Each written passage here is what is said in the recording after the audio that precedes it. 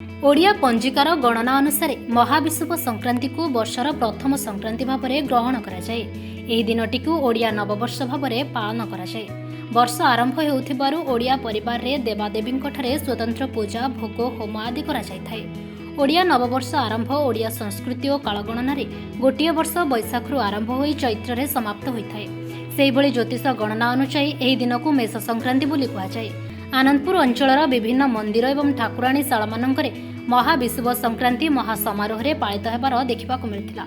यह समय सूर्यकिरण वृद्धि पाइबा सह देहर अत्यधिक तापशक्ति सम अवस्था को आने पणापाणीर व्यवस्था रही। तेणु महाविषुव संक्रांति दिन में विभिन्न देवादेवी मंदिर मानकरे पणा भोगर विधि रही।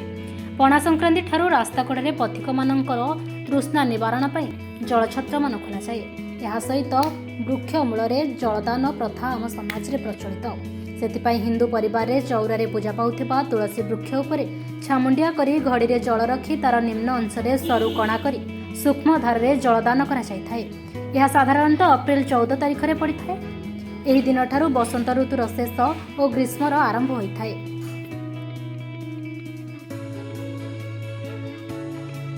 ये पणा संक्रांति है महाविषुव संक्रांति। ये हनुमान जन्म आ सब रकम ये आमर ओडिया वर्षर प्रथम दिन आज तेणु ये भल दिन बैशाख मास धर्मपरायण मास धर्म बैशाख जी आरंभ व्रत करेंगे आज पणा संक्रांति भल दिन आगुरी परंपरा रही चुतंगुरा बसंतरा ठेकी बांधती पणा संक्रांति मैंने सबुत गोटे गोटे संक्रांति ये विषुव संक्रांति महाविषुव संक्रांति ये संक्रांति हनुमान जन्म ये पालन करा। समस्त को नमस्कार।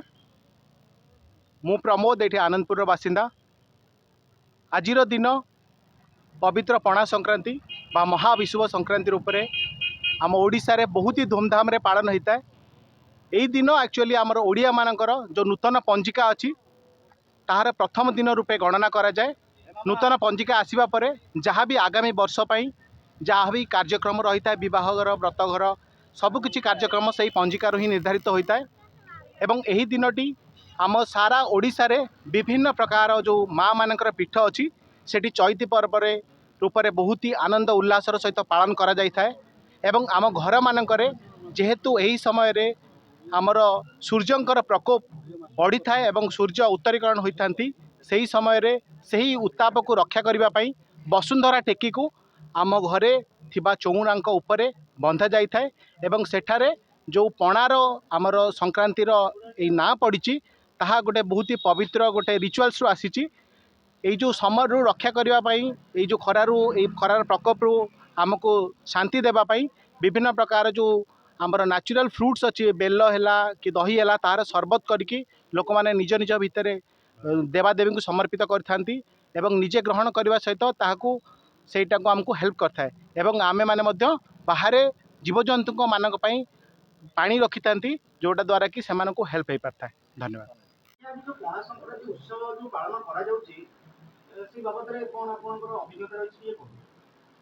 पणा संक्रांति ये तो आम ओडियांकर पारंपरिक पर्व आउ वर्षर प्रारंभ बोली आमे कही तेणु सबुठ बड़ आट्राक्शन होता मुख्य लक्ष्य। ता छड़ा आज हनुमानकर जन्मोत्सव बोली आमर गोटे प्रबाद अच्छी तदनुजाई या हनुमान जी पूजा एतद व्यतीत यह धर्ममास विवेचित होता है। बैशाख मास तार एक प्रामाणिक तथ्य गच आम तुलसी मूल कि अन्य गच मूल गछ उपरे आम सब ठेकी बांधिक पानी दे था लोक पानी दे आउ माँ ताणीकर ये चैती पर्व पूर्णिमा पर्यंत बर्तमान अच्छी संक्रांति टू पूर्णिमा आहरी अच्छी समय तेणु ये चैती पर्व माँ तेणु आम जगह आनंद उल्लास भरपूर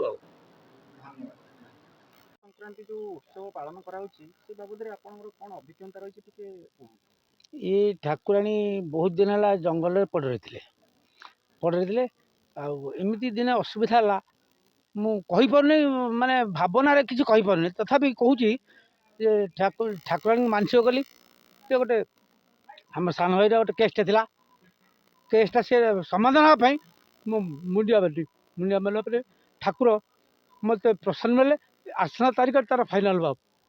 ଆଉ ଯଦି ଫାଇନାଲ୍ ହୁଏ ମୁଁ ଠାକୁରଙ୍କୁ ଉଦ୍ଧାର କରିବି। ଏଇ ହିସାବ କହିକି ମୁଁ ତାଙ୍କୁ ଆସ୍ଥାନ ତା ଚାରିପଟ ବେଢ଼ା ତିଆରି କଲି। ଆଜିକି 25ରୁ 30 ବର୍ଷ ଭିତରେ ସବୁଦିନେ ମୁଁ ପ୍ରତି ପଣା ସଂକ୍ରାନ୍ତି ତାଙ୍କୁ ଗାଧେଇ ଦିଏ। ଆଉ ବହୁତ ଲୋକ ବି ରୁଣ୍ଡ ହୁଅନ୍ତି, ଭୋଜିଭାତ ହୁଏ, ଖାଇ ପିଇକି ଯାଆନ୍ତି। ଆଉ ଆଜ୍ଞା ଏଇଠି କ'ଣ ମାନେ ରୀତିକାନ୍ତି କ'ଣ ରହିଛି ପୂଜା ବିଷୟରେ ଟିକେ? ପୂଜା ବିଷୟରେ ରୀତିକାନ୍ତି ଆମର ପଣା ଛଡ଼ାଯିବ। ଠାକୁର ଦେହୁରୀ ଆସିକି ପୂଜା କରିବ। ଯେ ପଣା ଛଡ଼ା ସରିଲା ପରେ ଏ ଏରିଆରେ କେହି ରହିବେନି। ଆଉ ଏଠି ଛୋଟ କୁକୁଡ଼ାଟେ ଛାଡ଼ିଥିନି ଯେ ମାରିବା ପାଇଁ ତାକୁ ଇଚ୍ଛା କରୁନି, ତାକୁ ଛାଡ଼ିଦେଲି। ବର୍ଷେ ପର୍ଯ୍ୟନ୍ତ ରହିଲା ଏଠି, ମାନେ ପାଖାପାଖି 4 କେଜିରୁ 5 କେଜି ଖଣ୍ଡେ ହେଲା। ଏଠି ଛୋଟିଆ କୁକୁଡ଼ା ଛୁଆଟେ କୁଆଡ଼େ ଆସିବା କୋଉଠୁ ରୁହେ କେହି ଜାଣିନାହାନ୍ତି। ସେ ଏମିତି ହେଇକି ବର୍ଷେ 99 ବାତ୍ୟା ବେଳକୁ ସିଏ କୁଆଡ଼େ ଗାୟବ ହେଇଗଲା। 99 ବାତ୍ୟାରେ ପବନ ପାଣି ସମ୍ଭାଳି ପାରିନି, କୋଉଠି ମରିଗଲା କି କ'ଣ କିଏ ନେଲା। ଆଉ ତାପରେ ଗାଈ ଗୋରୁ ଯୋଉଠି ହଜିଥିବ ମାନସିକ କରିଦେଲେ ସେ ଗାଈ ଆପେ ଆପେ ଦେଖାଦେବେ। ଯୋଉଠି ସେଇ ତାଙ୍କ ନଟି ପାଖରେ ଠିଆ ହେଇଥିବେ। ଗାଈ ଧଣେଇବା ଗାଈ ବି ଛୁଆ ଦେଇକି ତାକୁ ସେ କୁଣ୍ଡେଇ ଧରିଥିବ। ଯେତେବେଳେ ଲୋକ ମାନସିକ କରିକି ଆସିକି ପହଞ୍ଚିଲା ସେ ତାଙ୍କ ଦୁଆରେ ଠିଆ ହେଇଥିବ। ଏଇଭଳିଆ ସବୁ ମ୍ୟାଥମେଟିକ୍ ଅଛି। ଆଉ ଧନ୍ୟବାଦ। ପଣା ସଂକ୍ରାନ୍ତି ସେ ଉପଲକ୍ଷେ କ'ଣ ଆପଣଙ୍କର ବାର୍ତ୍ତା ରହିବ ସେଠି? ବାର୍ତ୍ତା କ'ଣ, ବର୍ଷ ଆରମ୍ଭରୁ ଆମର ଓଡ଼ିଆ ଜାତିର ବା ସନାତନ ଧର୍ମର, ହିନ୍ଦୁ ଧର୍ମର ସନାତନ ଧର୍ମ ଯେଉଁ କୁହାହେଉଛି, ତାହେଲେ ପଣା ସଂକ୍ରାନ୍ତି ବୋଲି ମହାବିଷ୍ଣୁ ପଣା ସଂକ୍ରାନ୍ତି ଏଇଟା ହେଲା ମେନ୍ ଜିନିଷ। ଆବାଳ ବୃଦ୍ଧ ବନିତା ଆମ ହିନ୍ଦୁ ଜାତିର ସମସ୍ତେ ମାନେ ବୃନ୍ଦାବତୀ ଉପରେ ବସନ୍ତରା ଠେକି ବୋଲି ତାକୁ ହେଉଛି ବସାଯାଏ। ଯଥା ଆମ ଝାଡ଼େଶ୍ୱର ମନ୍ଦିରରେ ଏବଂ ସେଇଟା ବି ପାଳନ ହେଉଛି ଏବଂ ବହୁତ ଲୋକ ସମାଗମ ହେଉଛନ୍ତି ଏବଂ କୀର୍ତ୍ତନ ଭଜନ ଇତ୍ୟାଦି ଇତ୍ୟାଦି ସବୁ ଚାଲିଛି। ତାପରେ ଲୋକ ଆସୁଛନ୍ତି ଏବଂ ଯାଉଛନ୍ତି, ଯେତିକି ଆସୁଛନ୍ତି ସେତିକି ବି ଯାଉଛନ୍ତି। ଏ ଯେଉଁ ଖରାରେ ଏ ବାପ ଯେଉଁ ଯାହା ଅବସ୍ଥା ହେଉଛି ଭଗବାନ ତଥାପି ସେ ଖାତିରି କରୁନାହାନ୍ତି। ଯାହା ହଉ ଠାକୁରଙ୍କ କତିକି ଆସିକି ଦର୍ଶନ କରିକି ଯାଉଛନ୍ତି। ଏଇଟା ସମସ୍ତଙ୍କର ମାନେ ଉତ୍ସାହ, ଯାହାଦ୍ୱାରା କି ପ୍ରଭୁଙ୍କ କତିକି ଆମେ ଯିମୁ। ଆଉ ସମସ୍ତଙ୍କ କାମ ସାରିକି ଆସିକି ପହଞ୍ଚିଲା ବେଳକୁ ତାଙ୍କୁ ବି ନାକେ ଦମ, ଆମେ ବି ନାକେ ଦମ ଚାରିକି ଏଇ ଯେଉଁ ଗରମ ହେଉଛି। ତଥାପି ପ୍ରଭୁ ଯେମିତି ହେଲେ ଆମକୁ ଉଦ୍ଧାର କରୁଛନ୍ତି, ସମସ୍ତ ସମାଜକୁ ଉଦ୍ଧାର କରୁଛନ୍ତି। ବା ଏହା କହିକି ମୁଁ ରହିଲି, ଆଉ କ'ଣ କହିବି ବାପା। ହଉ ଆପଣଙ୍କ ପରିଚୟଟା ଦେବେ, ଆଉ ଆଜି ଯେଉଁ ପଣା ସଂକ୍ରାନ୍ତି ହେଉଛି ସେ ବାବଦରେ ଆପଣଙ୍କର କ'ଣ ଅଭିଜ୍ଞତା ରହିଛି ସେ ବାବଦରେ ଟିକେ କୁହନ୍ତୁ। ମୁଁ ସୁଭାଷ ଚନ୍ଦ୍ର ପଣ୍ଡା, ଏକ୍ସପିଡି ବିଏନ୍ଆଇ ସ୍କୁଲ ଆନନ୍ଦପୁର। ତେଣୁ ଆମେ 3 ଭାଇ ଯେତେବେଳେ ଏଠି ବାଣିଜ୍ୟ ବ୍ୟବସାୟ କରୁଥିଲୁ ମେଡ଼ିକାଲ ପାଖରେ, ଆମେ ସବୁବେଳେ କଦଳୀ ଠାକୁ ମୋ ବଡ଼ ଭାଇ ଯାହା କହିଲେ ଯେ ହେଉଛି ଆମେ ଗୋଟେ କେସ୍ ବାବଦରେ ଯାହା କହିଲେ ତା ସତ୍ୟ। ଏବଂ ମା' ହେଉଛନ୍ତି ଜୀବନ୍ତ। ମା'ଙ୍କୁ ଯେଉଁ ବିପଦରେ ପଡ଼ିଥିବ ଯଦି ଡାକିଦେବ ସେ ଓ କରିବେ। ତେଣୁ ସେଇ ଦୃଷ୍ଟିକୋଣରୁ ଏଇ ଜଙ୍ଗଲ ଭିତରେ ମା'ଙ୍କୁ ଆମେ ଆବିଷ୍କାର କରିକି ତାଙ୍କର ସେବାରେ ଆମେ ସମସ୍ତେ ଲାଗି ପଡ଼ିଛୁ। ତେଣୁ ମା' ହେଉଛନ୍ତି ଏତେ ଜୀବନ୍ତ, ମାନେ ମାନେ ମାନେ ମର୍ମନ୍ତୁଦ, ମାନେ ଇଏ ଯେଉଁ ଘଟଣା ବଳିକୁ ଆମେ ବର୍ଣ୍ଣନା କରିପାରୁନୁ। ତେଣୁ ମା'ଙ୍କୁ ଆମେ ପାଇ ବହୁତ ଖୁସି ଅଛୁ।